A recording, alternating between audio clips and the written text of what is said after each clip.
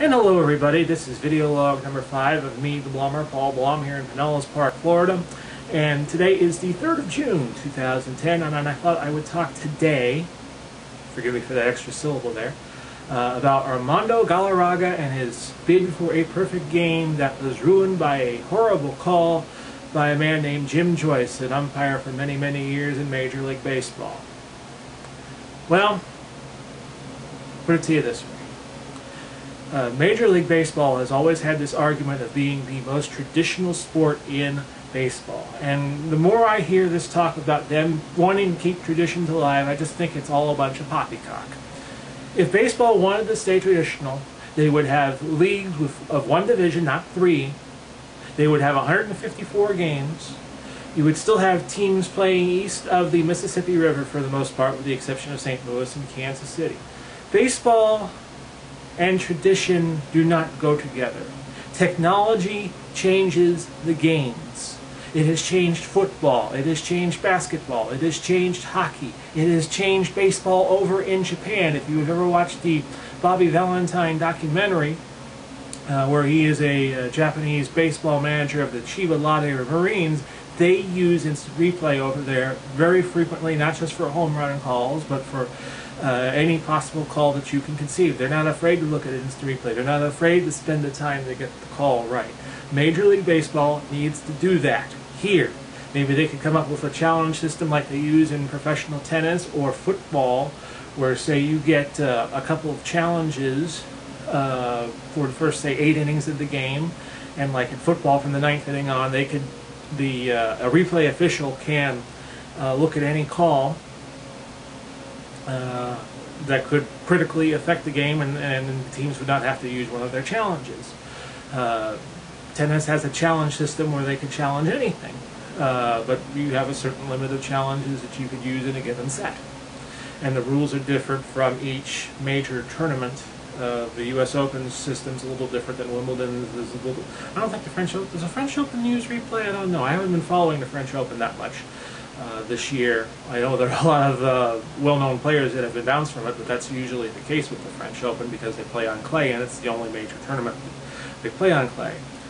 Major League Baseball, getting back to the topic, has one very simple option on the table that it should use.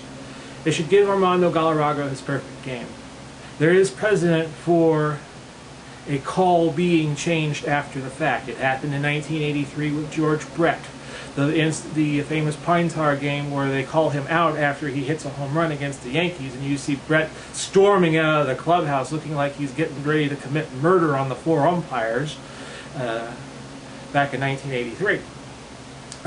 In sports it has happened. The 5th down Dartmouth game in 1940, which Keith Olbermann talked about on his baseball nerd blog today. Dartmouth refused the victory when it turned out that they, it was Dartmouth and Cornell, and one of the teams, I think it was Dartmouth, turned down the win because they discovered that it took them 5 downs or 5 plays to get 10 yards to score a touchdown when they reviewed the game films the next day. So baseball has a very simple thing they can do to make things right, and that is give Armando Gallaraga his perfect game. Now, a lot of people will say, well, if you're going to do that, then you should look at Milt Pappas' perfect game back in, or attempted a perfect game back in the early 1970s as a Chicago Cub against San Diego, where he was going for 27 up and 27 down, and a home plate umpire, the late Bruce Fremming, called a ball on a 3-2 count, which ended his perfect game, and then on the next hitter he got his no-hitter. So I'd really like to see baseball do the right thing. Let me just quickly make a prediction in the NBA Finals tonight between the Boston Celtics and the Los Angeles Lakers. I think the Lakers are going to win between 6 and 7 games. I think when they played in 2008, the Celtics had the better team and the Lakers had the best player in Kobe Bryant, Black Mamba.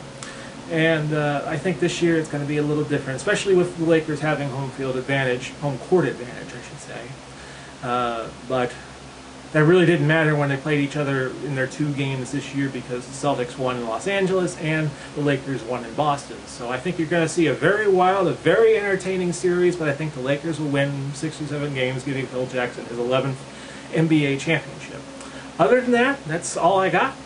We will talk to you again soon.